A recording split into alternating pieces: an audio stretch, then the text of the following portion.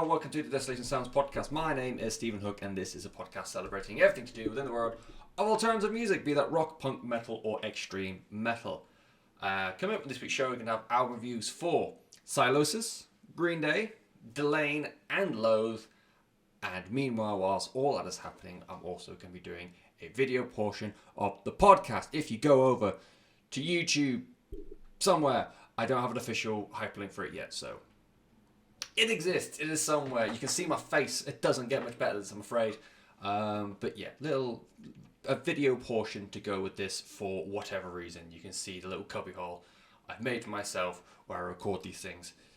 It's literally not that exciting, but some people like video podcasts. Who knows? We shall start this week for the album reviews with Sylosis, the Reading-based mellow death thrash metal titans all the way from Reading. It's their fifth album. It is called Circle of Suffering. It's their first album with Conor Marshall on bass, he of Conjurer fame, and Ali Richardson of, I believe, Bleed From Within.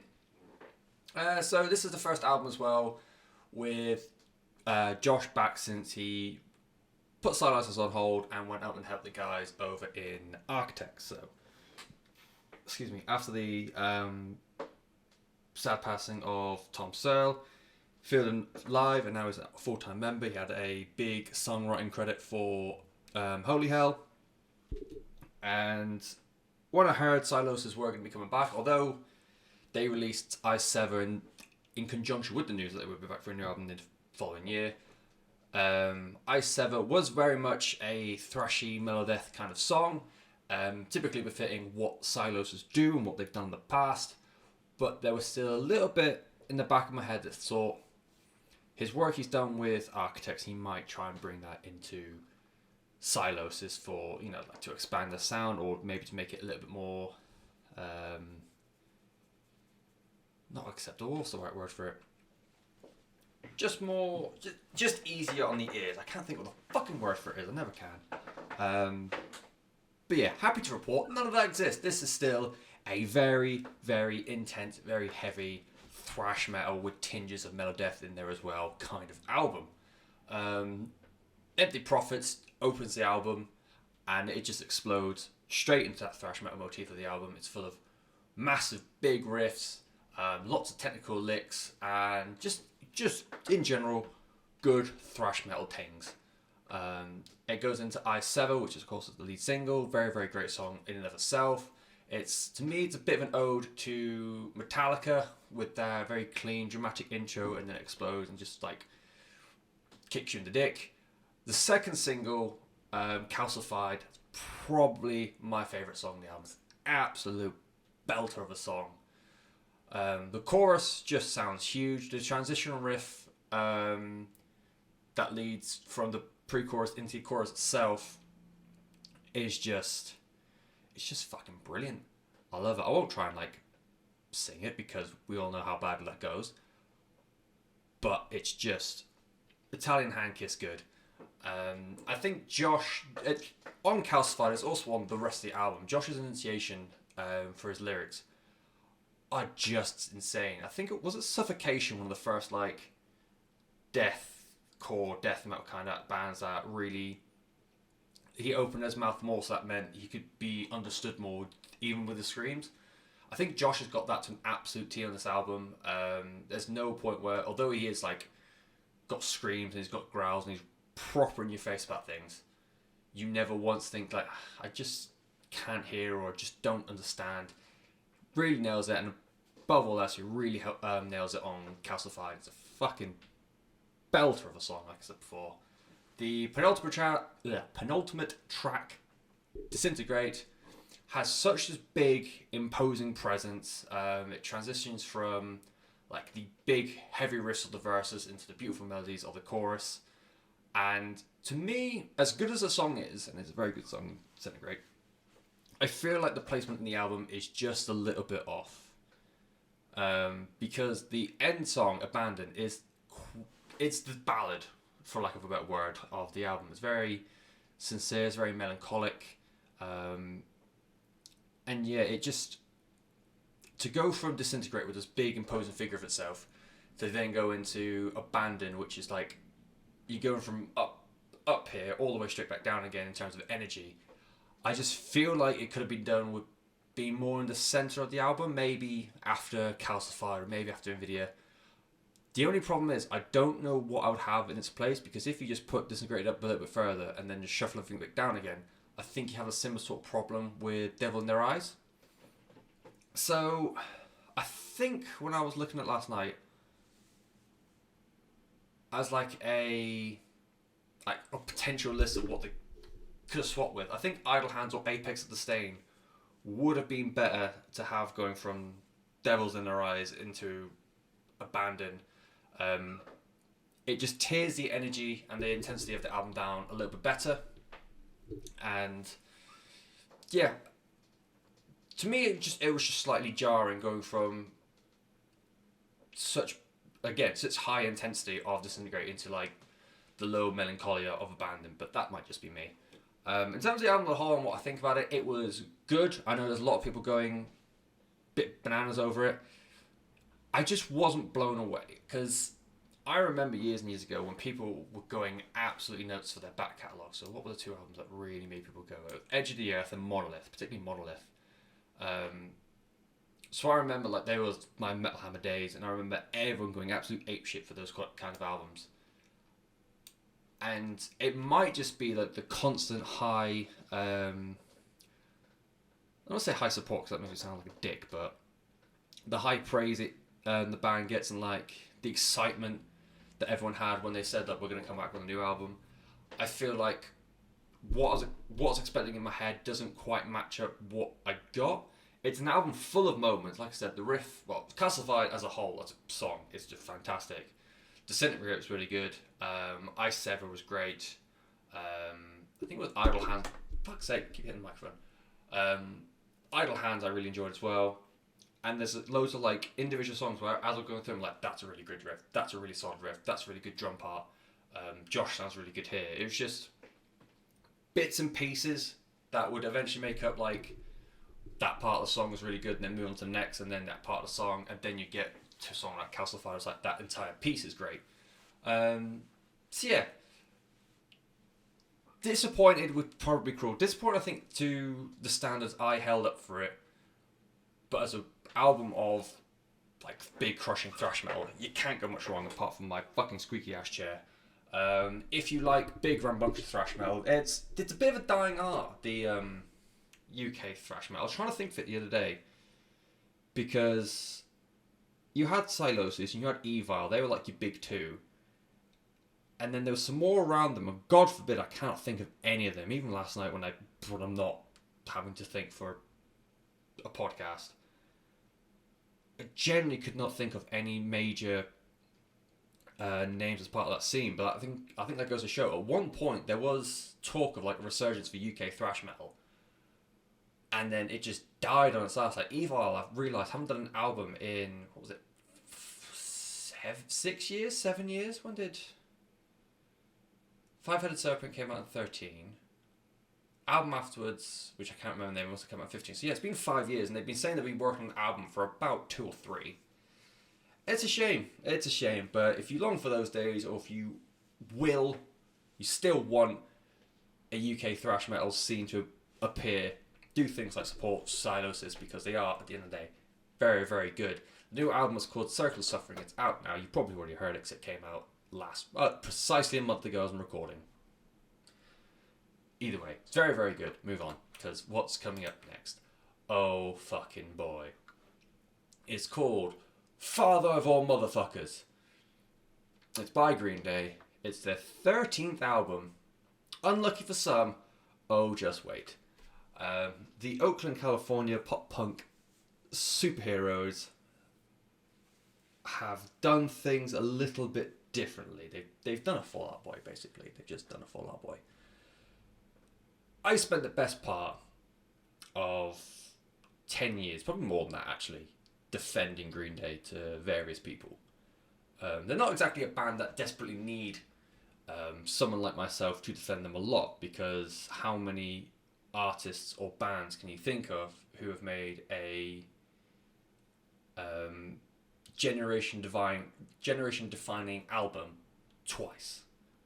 You know, you got Dookie from back in the 90s. You had American Idiot in the 2000s. Didn't really make anything good in the 2010s, but never mind. Yeah, like, even people slag off 21st Century Breakdown, and there's such a Marmite album I've come to realise. I thought it was, like, one of the few examples of a band or an artist following up a, like, career-defining album with something that, okay, wasn't quite as good because lightning can't... In theory, lightning can't strike twice, but at least getting something not shit to follow up by. I know a lot of people were a bit iffy with Unto the Locust by Machine Head. Personally, I like that one as well. I love 21st Century Breakdown. I have no idea if that's to do with the fact of where it sits in, like, how I listen to it. I used to listen to it every day when I went to school with my parents. But I'll still rep for that album today. And I'll still be people who say, like, it's a career opus on par with American Idiot, and I'll say it's one of the worst things they've ever done in their lives. In their career, sorry. Which, even taking away everything that came afterwards, no, it fucking isn't. They did the Una Dos Tres, which was really bollocks. You can probably get a good album collectively out of those 3 albums, but overall it was pretty bum. I thought I really liked Revolution Radio. I went back to it for Father of All, and there's maybe like a few songs that are okay. It's not the best, is it? But, you know, constantly just trying to make sure that, hey everyone, it's okay, it's Green Day. It'll be good. It'll be good. And you know what? It's just fucking not. It's just not good. This album is fucking bollocks. It really is bad. It makes me so angry that it's even out. Oh Yeah, which was the second single that came out of it, wouldn't even make it into the Black Album by Weezer. And the Black Album by Weezer was fucking bollocks. The title track lead single sounds like a shit Hives B-side from like 2005. Fucking I Was a Teenager needs to get in the sea and never come back. That is an absolutely aberration of a song. The lyrics are, I was a teenager, I am an alien visitor, my life's a mess and school is just for suckers. Billy Joe Armstrong is 48 years old and he's singing School is for Suckers. What a fucking dick. Like, come on, you're a father. Just, it's so bad. It's so hilariously awful that they put those words to writing and no one at any point said, you know what if we just didn't? Just gonna throw it out there, what if we just didn't? Stab You in the Heart is the first rock and roll riff you learn on guitar by a band who's over 30 years into their existence. 13 albums in, and they're writing the very first thing you ever made on guitar. It's 26 minutes long, and even that feels too long. You know, like, Take the Money and Crawl is passable, even though it does have a shit lyric about sucking his cock. Sugar Youth is okay. I still can't make up my mind on Meet Me on the Roof, the F, not TH. It's just awful. As the fucking Nothing Says Fuck You Like a Unicorn, that whole ethos going into it is absolute trash. That whole thing where it's like, no Swedish producers, no trap beats, no this, no that. It's like, no trap, no, that was it, trap beats. No trap beats, no Swedish producers, but what you've done is just made the bog standard cookie cutter pop punk that Five Sauce wouldn't even put out because they actually might have talent more than you. It's diabolical. It's so bad. Now to desecrate the American Idiot album art by putting that like really zoomed in with a unicorn to cover up the fucker part and motherfucker because that's edgy. It's shit. It's bad. It's terrible. It's every negative adjective you could ever put to music. And it's this. I'm so mad. I'm so upset. Green Day were maybe. I don't know how angry I am at this. Green Day at least were one of my favourite bands of all time.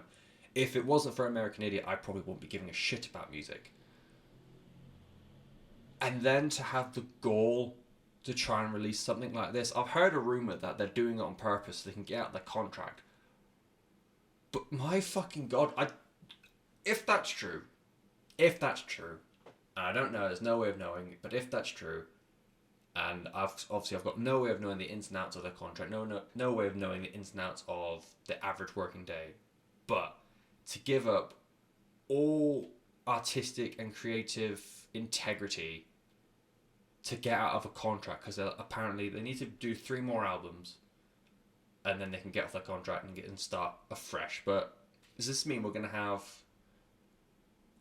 2 more iterations of Father or More Motherfuckers before they can get off their record label and say, look, we're going to be Green Day again, and then make something equally trash, but this time they're trying? It's just awful. It's awful. It's very upsetting. They've done a Fall Out Boy. They've done a Blink-182. The 90s are dead, man. They're just fucking dead. They're dead. They hate you. They never loved you. They're never going to change. They're just dead. So that was the new Green Day album. It's called Father of All Motherfuckers. It's their 13th album. It's out now. If you hate yourself. Let's go. Let's be a little bit happier. Let's go to Holland, where all happy things exist.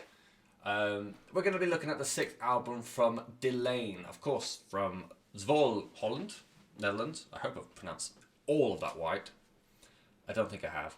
A symphonic metal quintet. Yeah, that was a fucking butchering of an introduction, but yeah. Apocalypse and Chill is what it's called. It's by the Dutch band Delain. And to go on to like symphonic metal a little bit, because outside of Rhapsody of Fire, I don't think I've talked too much about symphonic metal. I actually have a soft spot for symphonic metal. Excuse me. It is on par, I'd say, with my admiration for power metal. It's cheesy. It's easy to listen to. It could be a theatrical and daft way. I just find it really entertaining. It's really quite fun when they get the orchestrations right. Like, I always feel bad for most genres. When you're starting up a band, you can always get a pretty good idea without sounding, I should say, too DIY and too bottom of the barrel, if that makes sense. So like obviously for certain genres that works well. Like if you're a startup stoner rock band or a startup punk rock band, having that like dirty, low production feel to music can work quite well. For like prog and post rock and things where like you really need to be careful of your production and your mixing, it can be a bit of a struggle to take off more, I feel, because you are having to battle against just a general sound. Symphonic metal, I've always feel like it's got that issue as well, so it's very hard to find up and coming symphonic metal bands. You've got to go right to the ones that are already established and build it on already. Despite that, they're like, yeah, I will forever give it a go. It's always good, clean, easy fun. I think everyone has had that phase at least once. Usually starts off by Nightwish, but I also got into Rhapsody of Fire, as I said before, Epica, Within Temptation. I tried like the low end starter bands as well, but I could never find one that really clicked. But amongst it all, for some reason, I never went to Delain. It's not a slight against them. I don't think I have an offence against any of the members. I just somehow never listened to them. It was never intentional, but I figured, why not now? If not now, then when? Basically. And yeah, so here we are. Apocalypse and Chill. In the absolute nicest way possible, which is a great way of starting any review, apart from that Green Day one, I find Apocalypse and Chill quite American. with all the bands I just mentioned, so Nightwish, Rhapsody, Epica, and Within Temptation, they always had a thing. They always had a big staple to their sound. So Nightwish was always having the classically trained vocalist, so obviously for bulk of it was Tarja, then it went to Annette, and now it is Flo Simmons, I think. I'll have to check that out later. But yeah, they always had like a big classically trained vocalist to really hit those.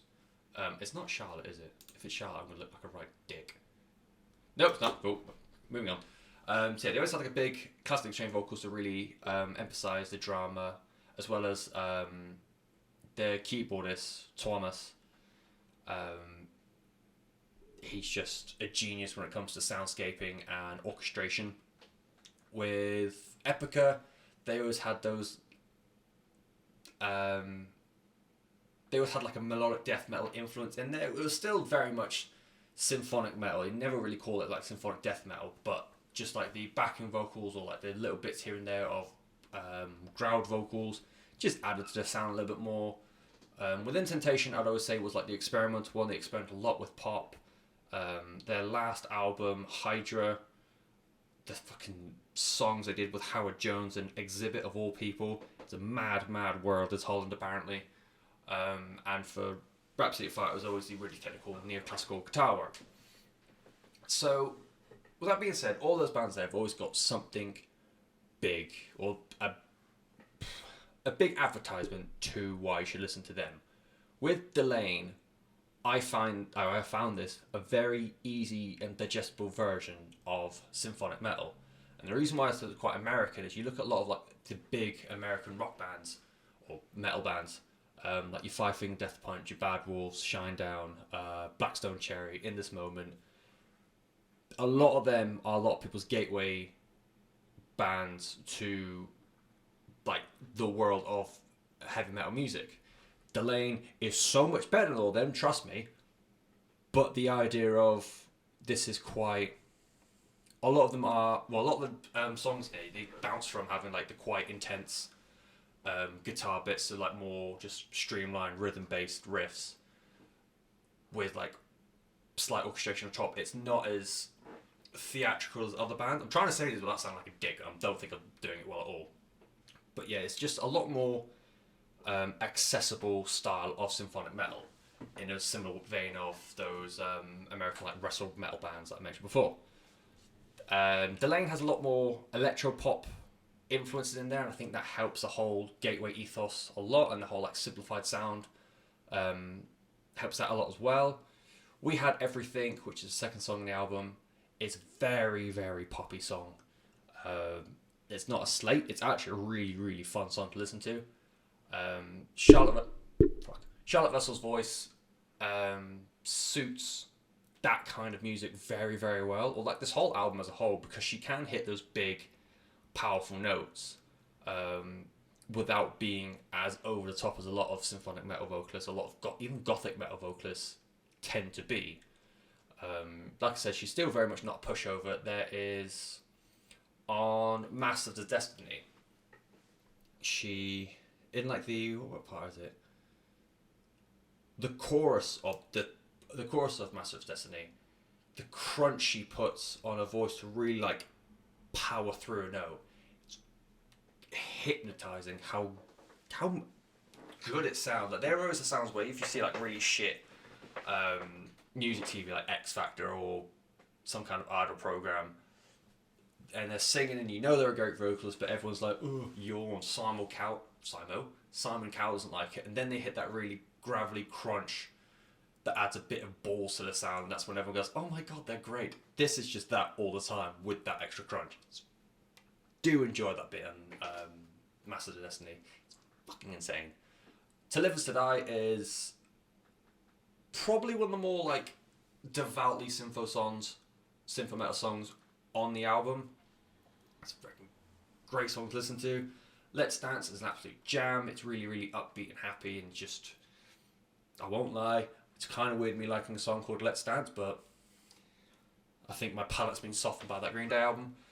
And like I said before, there's very guitar work throughout the album. You've got like the really big riffs that show off what Timo Sommers can do, and then he also goes down to like a more basic kind of guitar work that gets carried by the orchestration of Martin Westerholt. We'll go with that. The album is bookended by the two heaviest songs. So you've got 1 Second and Combustion. Combustion in particular, very, very aggressive, very, very bounce, groove heavy song. For me, it's a weird call. In practice and saying it out loud, it sounds like a cool idea to have like either end of the song, either end of the album, big and intense and like in your face. Like 1 Second is like the only song that's got something close to the melodeath kind of vocals that Epica do. Timo, the guitarist, doing all of the co-leading the vocal work on that with Charlotte. And for me, it's a weird one because it sets up. So going into 1 Second, I thought it was going to be like a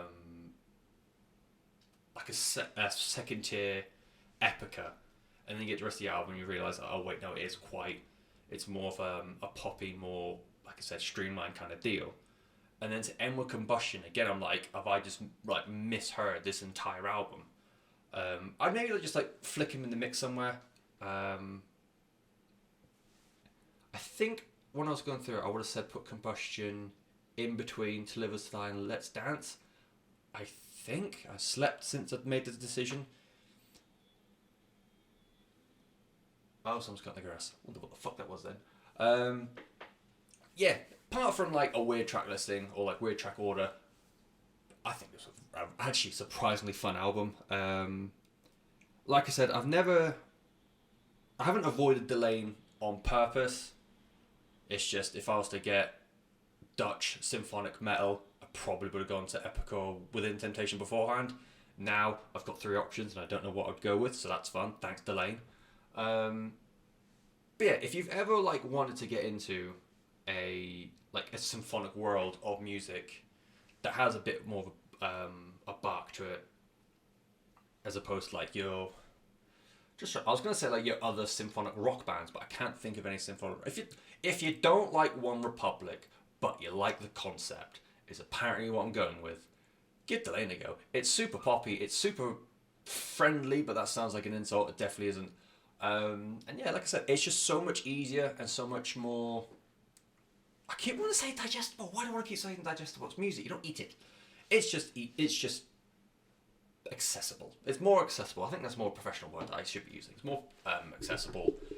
It's called Apocalypse and Chill. It's by Delain, and yeah, just good, clean fun in an otherwise haunting existence. Final album of the week then.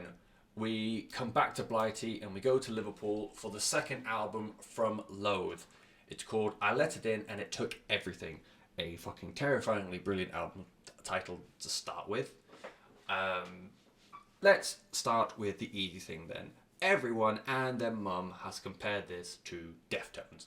And I completely get why. As someone who's not even that familiar with Deftones, I can 100% see why that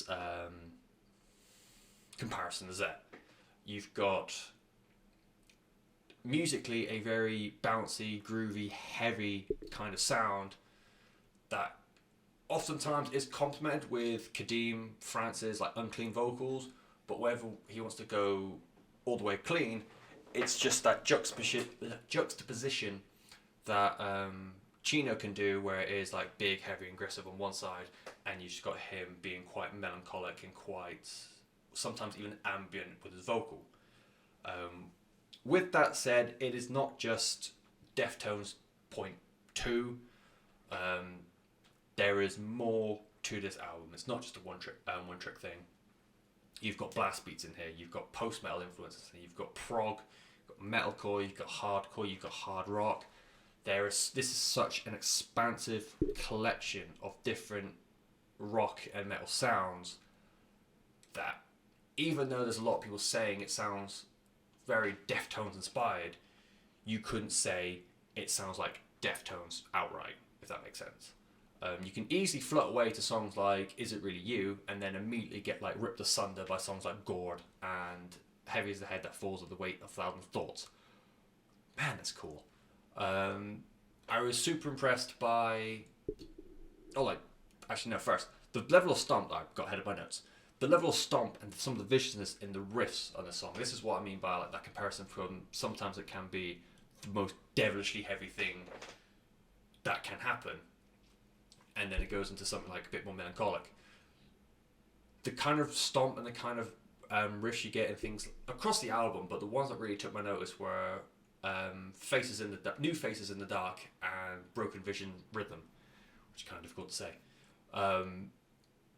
I was thoroughly impressed, there we go, back to the note I got ahead of myself on, with the drumming of Sean Radcliffe. I'm not quite sure if that's just because of where he sits in the mix or what, but he's commandeering a very bouncy nu metal style of drumming and reworking it into this dystopian post-metal, metalcore, hardcore, punk mess that sounds like it shouldn't be a thing. It sounds like it should not work, and it sounds like it should be something that's a little bit weird. But like I said, I don't know if it's because he's like quite upfront in the mix and you can hear and you can feel every it's mostly particular on his like double kick bass. It just like ricochets in your head and it's fucking lethal at times. And yeah, I usually ignore interlude tracks as well. This album has got 3. You've got 451 Days, you've got Sad Cartoon Reprise, and Red Room. And yeah, because they're usually like ambient, it fixes an album together kind of thing, I usually just ignore them because I don't see the point in them. I just find them quite boring quite often. In this though, they didn't feel out of place. They felt very natural. They felt very much like they belonged in the album, particularly Red Room, because a lot of interlude tracks, and particularly 451 Days and the Sad Cartoon Reprise, both are guilty of this, but interlude tracks often tend to be just about a minute or two of just spacey sounds and ambience and that kind of thing, whereas Red Room keeps the feel of the album, where half of it is that like floaty ambience, and then it goes to the big crushing riffs from what the album does. It's one of the few interlude tracks that I can think of that still keeps the heaviness of an album. And yeah, like I said, I never felt like I was listening to a separate song. It seems it kept the flow of the album going so very well in all 3 songs. And this is just a bloody brilliant album. Like I said, even though I said it sounds like Deftones, it's got prog metal bits in there, it's got post-mix bit in there, it's got this, it's got this, it's got this. Although you can say it's got parts of another band that it sounds like, you can never say it sounds like this band, if that makes sense. Like, everyone keeps saying, oh, there's such a big Deftones influence in there. I cannot think of a single Deftones song that I would listen to and think, that reminds me of Loathe. Or that sounds like that song from Loathe. Equally, as much as I think you can hear a Deftones influence, if I picked out any song, there's not a song by Deftones, I'll say that's just a carbon copy of that. It's done that beautifully fine line of bringing in loads of influences and loads of what they enjoy and turning it into something that is brilliantly unique and brilliantly creative. And it's something that's happened so rarely nowadays. And it's the kind of thing where when you have like Gene Simmons say, rock is dead, it's all the same. Kick him to death, first of all, and then on his desecrated corpse, leave an album of this behind, because it will show it's just, there's no stop on what musicians can do creatively. It's just all down to, annoyingly, what people find and what people just cast aside. The big example from last year, the podcast I listened to, really got into Her Name is Kala. Beautifully different band that, because no one really found out about it until it was too late, they scrapped it and they've all moved on. A lot of people seem to be getting on board with this, which you're really happy to see. So we hopefully won't have that same thing. And I listened to an interview with, I think it was Kadeem and Eric, who is the lead guitarist. They're both creatively invested in this band. They want to do more. They want to see what else they can do. So in the future, Loathe albums should still be like a hub of creativity and different ideas, and it's something very much to look forward to. That was Loathe. I let it in, and it took everything. It's a very intense, beautifully aggressive album. Do give it a go. They're beautifully British as well. They come from London. No, they don't. They come from Liverpool. I'm so sorry. I've just been cancelled. I'm going to leave. Next week, although this is even later than usual, there's not going to be a show next week. I'm going on holiday. I don't know why I stuttered, but yeah, I'm going on holiday. I'm going to Centre Park, so in theory, the week afterwards, there should be something there. I did want to try and get a special done in the middle, but fucking setting this up today has been a nightmare, and I want to die, so probs not, soz.